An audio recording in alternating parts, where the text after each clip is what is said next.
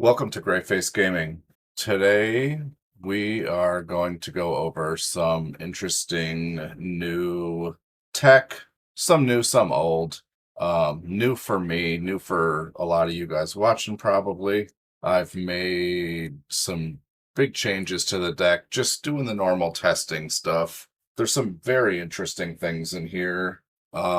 Some of the same old lines as usual, Flesh Rider, Hoarding Broodlord, cEDH, but also some new stuff like Acererak, the Archlich. I'm probably butchering that. I have no idea how you're supposed to say that, but this is a win combo that we're going to go over. Also, Soldevi Adnate is back from the old days. This was in the very first version of Krrik I played. Glad to have that back. It was a card I always liked. Pontiff is still here. Shieldred's back. Villas, probably by the next time I do a gameplay video, will be back out of the deck. But in the meantime, he's here. Cynical Loner has been super good. You guys have seen Cynical Loner in some of my gameplay videos. I think that's about it. Dimir Houseguard will probably be gone too. It's not needed. Sorceries, all the same. Instants, all the same. Artifacts, we are on Relic of Legends for the Acererak line that I'll go over later. Springleaf Drum has been pretty good. Turns all my creatures, which as you see there are many, into mana dorks. Mix things like Blood Pet and Blood Celebrant that are already mana dorks even better. Good combo with Cynical Loner. In case you don't know, you can tap Cynical Loner to Springleaf Drum, and one of the downsides of Cynical Loner is having to wait a turn and or worrying about it dying to being blocked. Well, now you'll be able to entomb a card the same turn that you put it out, if you happen to have Springleaf Drum. Relic of Legends, I guess I'll talk about that a little more. Does some cool things. I'll go over the full line with this later, but just as a for instance, like in the cEDH line, both cEDH and Chainer are legends. So cEDH almost pays for itself each time you reanimate it. It adds a mana. Chainer will add you a mana, so it's almost like, even though it costs 3 generic to play the relic, it taps for 1 of any color itself. And all these legends, mostly, Balthor can pay for 1 of itself. Chainer, Pontiff is not a legend. Razaketh, that doesn't matter. If you got Razaketh, you're probably winning anyway. cEDH, Xiahou can pay for 1 of his own while we're doing loops. Oh, that's another one. We're going to go over some Xiahou loops today, too. But yeah, so basically the relic is just in here while I test this. It has some other cool fringe upside. I'm on all the reducers. Helm of Awakening may come out. I haven't really liked it that much. I haven't hated it either. It's good, but I think I'm missing Sibsig more than I like having Helm. So Sibsig is probably going to come back in. Then we have the Jet Medallion, makes everything cost 1 less. The reason I don't like this as much as it's symmetrical for everyone. Then the Darkness Crystal makes all my black spells cost 1 less. That's the important text. Then there's a little bit of niche text. If a non-token creature an opponent controls would die, instead exile it and gain 2 life. Some fringe benefit to that. And then you can also use it to reanimate something that died and is under exile with it, but probably will never come up. Just 4 enchantments, the regular 4 enchantments, all the lands, just the basic lands. I'm just on Takanuma just because I got a bunch of legends in the deck, but not necessary. It may come, it may go. As mentioned, Sibsig is likely going to come back. I'm very much looking at MODOK, especially if I decide to drop Villas. I could see putting MODOK in for Villas. And yeah, it's not the instant win that Villas is, but it definitely has some upside to Villas. For one, it's not an 8-drop that is guaranteed to eat a counter spell. So yeah, just I don't know. I'm in the tank on this one quite a bit. So okay, let's start with well here, I mean, look at this. Look at this. We may only have one land, so this Mox Diamond doesn't do anything. But it's kind of funny that we got the Springleaf Drum and the Cynical Loner in hand. So it's like at worst, we have a turn 2 Entomb with a real Entomb. And if we draw a land, we just go crazy. Anyway, we're not here to do mulligans. It's hard not to, though. So let's find you. Let's find you. And then any reducer. This is part of the reason I'm going to put Sig back in. But for now, we'll do Heartless. And let's add the token so that we can see. Oh, I wish I could blow this up. Okay, so the idea here is that you get Heartless on the battlefield. You get Relic of Legends on the battlefield. And now your Acererak only costs 1 black because it's reduced by 2. This pays for a black. You cast it. When it enters, if you have not completed the Tomb of Annihilation, return him to its owner's hand and venture into the dungeon. Well, we're not going to do the Tomb of Annihilation. We're going to do the Lost Mine of Phandelver. So we will be able to infinitely enter this. So the first one's a Scry 1. The second one's a Treasure. The third one, each opponent loses 1 life and you gain 1 life. And then the fourth one is you draw a card. So basically the Dark Pool is what's going to kill our opponents.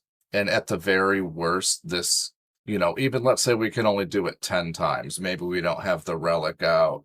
Maybe we're spending life or something.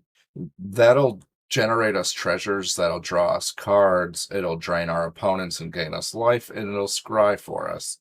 So it kind of like, it's not good value, but it's decent value. But so anyway, we tap the relic for a black. We play the Archlich. We scry 1 and bounce him back. Oh, actually, we tap him for a black, bounce him back. Spend that black. We delve again, make a treasure. Tap him in response to the ETB with the relic. And we just infinitely do that until we win. If some opponent has more life than we have cards in library, like, yeah, we could die from that, potentially.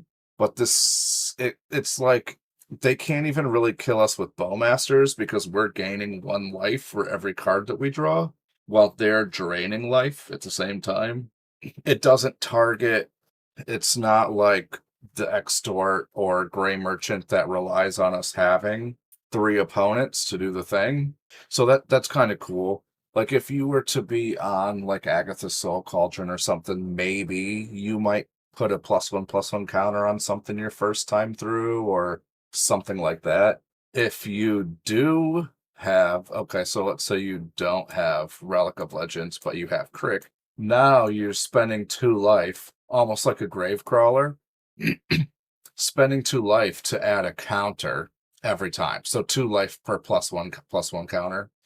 If we had Sig Ceremony instead of Heartless Summoning, then we would be generating a zombie every time as well.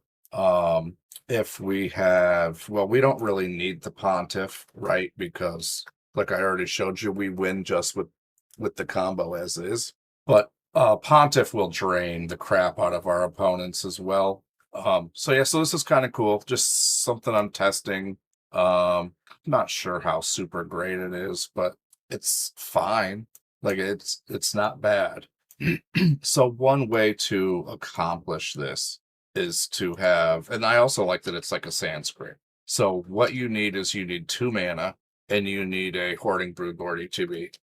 However you accomplish that is whatever. It could be Entomb, Reanimate, it could be anything. With Krrik, you don't need any mana, but we'll go sans Krrik, you need 2 mana. So you have the Broodlord ETB. We're going to find our favorite Hoarding Broodlord ETB card. We're going to pay these 2. We're going to tap the Broodlord for black, and we're going to saw in half the Hoarding Broodlord. Oops. So now we have the Hoarding Broodlord in graveyard. We have the saw in half in graveyard. technically we would have whatever method that we use to get the Hoarding Broodlord. So like an animate dead or whatever. We could even just call it reanimate if we want. Whatever it took for you to get the Hoarding Broodlord onto the battlefield, though. So now we have 2 ETBs. Similar to the Pontiff line, we're going to go for sacrifice Yawgmoth's Will. Tap for sacrifice the token, make 8 black.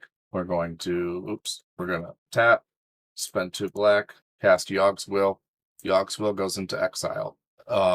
Now we are going to spend 3 black. We're going to cast Saw in Half on the Saw in Half token. Remember, you cannot Saw in Half a Broodlord itself. You have to Saw in Half a token. Now we'll find Heartless and Acererak, or Relic. It doesn't matter because we're going to cast them all together later. But we'll just have 2 of these. We are going to pay 1 to reanimate the Hoarding Broodlord, or let's, if it was an animate dead or whatever. Now we'll find the 3rd piece. We'll spend a mana. We'll cast Sacrifice. Actually, usually I like to tap both of these, cast the Heartless Summoning. Now cast the Sacrifice. Sacrificing a Hoarding Broodlord token. Go up to 9. Now I'll tap, or mana, Relic of Legends. And then now it's really easy from here, right? And we have all this extra mana too that we don't even need. That's what's cool about this line, is this line is not tight at all. If we're not using reanimate, it costs us 0 life. This entire line cost us 0 life. Besides whatever reanimation spell we use, like if it was a Shallow Grave or any other reanimation spell, it costs us nothing.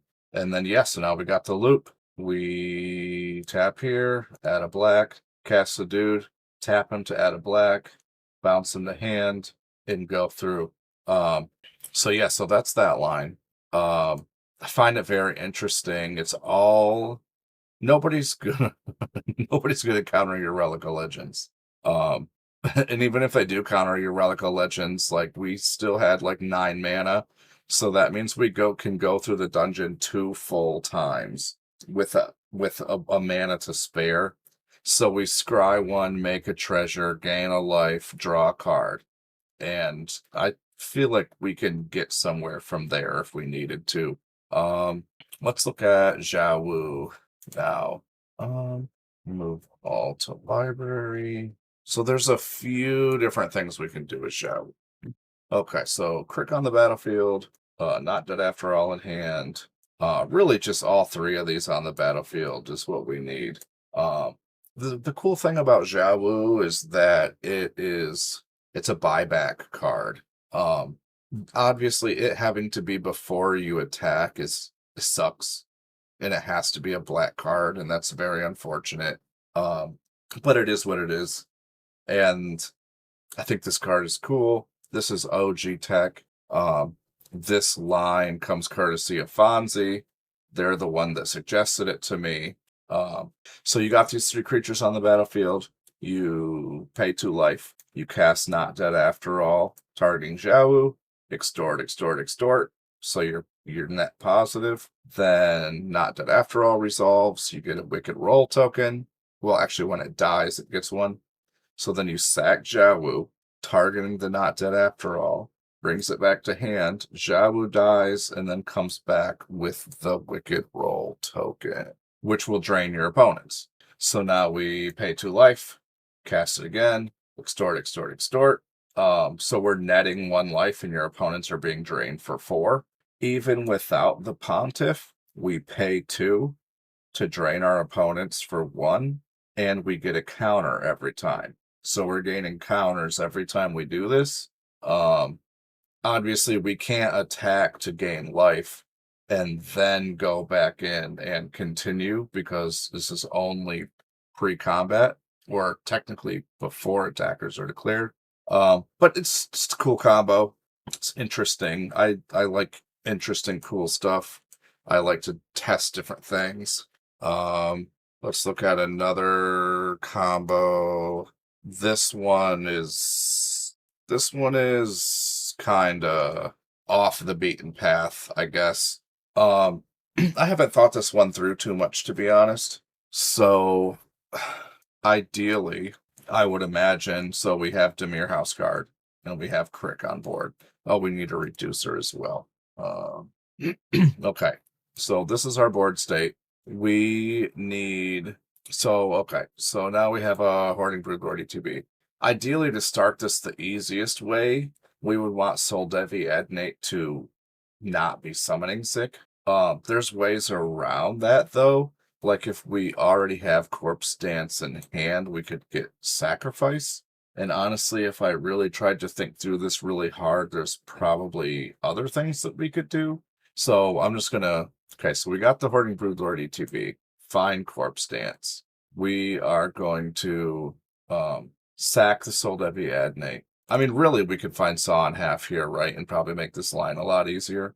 But tap the Soldevi Adnate to sack the Hoarding Broodlord, make 8 black. Then we will sacrifice the Soldevi Adnate to Dimir House Guard.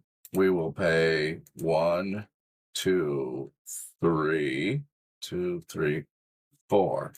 We could pay life if we wanted, but we're not going to pay life right now. So we get a discount. We pay 3 generic and a black. We cast the Corpse Dance with buyback. We bring back the Soldevi Adnate. We go down to 0 mana. We cast the Corpse Dance with buyback. We bring back Hoarding Broodlord. We get an ETB and a search. Probably like at this point, probably like a Saw in half for sure, if we didn't already do that before.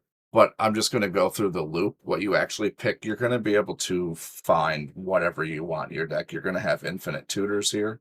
And so we can spend life to save a mana and go up mana, or we can not save a life and just continue this loop where we sack the Hoarding Broodlord, make 8 black, sack the Soldevi Adnate, do the Corpse Dance thing, pay for, bring back the Soldevi Adnate, pay for...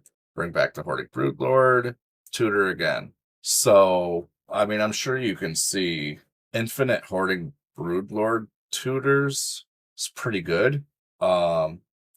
If we can do this from 0 life, like if we have 0 life, we could get the Saw in half as mentioned, and like convoke, or whatever, convoke. Actually, we could do the Sans Krrik too, because we're not even using his life. So the Acererak combo is Sans Krrik.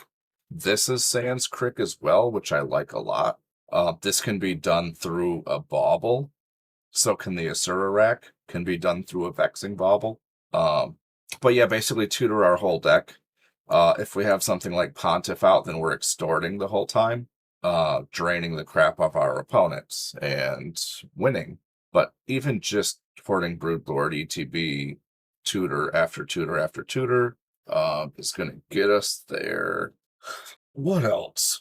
Xiahou can do cool stuff like you can find Sacrifice plus Xiahou off of a Hoarding Broodlord ETB after you saw it in half, and you can bring back the Saw in half. It's kind of like almost like a cheap, doesn't exile your graveyard Yawg's Will, like that you can do one time. So then you can Saw in half your Broodlord with a bunch of mana left and go get like Animate Dead plus Buried Alive, since you can't Buried Alive with Yawg's Will. So like Xiahou really just opens up a bunch of lines for us, which I find really cool. Let's see, I really think that's it. I'm not sure. How long is this video? 25 minutes, that's not too bad. Mausoleum Secrets, that's a new card that I've been messing with. I've played this card in the past. What I did is I cut my second scam effect. I basically kept the one that's the best for what I'm doing in this deck, mostly because of Xiahou.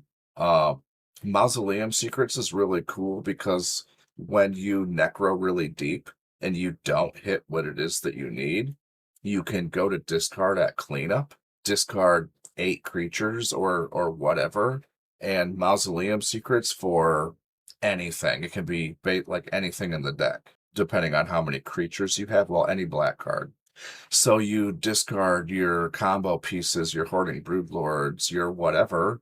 Then with the ETB on the stack, or sorry, with the Exile trigger on the stack from Necro, you go search for an instant speed reanimate or something like that. So I find that like Krrik Necros aren't super good, and a card like this can be very helpful for that. Another time it can be helpful is it can find Entomb really easy. It can find Dark Ritual. It can find like your scam effect, because like I said, I cut the other one so that because I just, with the instant speed way to get an instant speed spell, it just feels right to me. We'll see how that goes. It kind of can find like most of the cards that you would want. It's almost never dead, and I'm on 25 creatures as well. So just being able to find a blood celebrant when I really need one, like maybe I cracked a blood pet on turn 1 or turn 2 to cast Krrik, and then now I can instant speed tutor up my blood celebrant for me to be able to continue going off. Maybe Cynical Loner got played early, and I'm just entombing cards, and Mausoleum Secrets can be a 2-drop or a 3-drop, and that's really valuable. Maybe my Overeager Apprentice, I discard a creature, sack the Overeager Apprentice, go find a 2-drop, maybe even a reanimate spell for the Overeager Apprentice, reanimate the Overeager Apprentice again, discard another card, generate 3 more black, and if you're really lucky, that's news mana, and you could very well have discarded, maybe Scourge Familiar and Razaketh or something like that.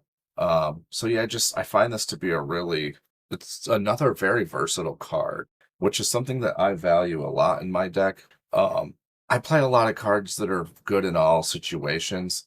It might not be the most blindingly fast Krrik deck that you can possibly run, but it's rare that you're going to draw into a card and it's going to be completely dead.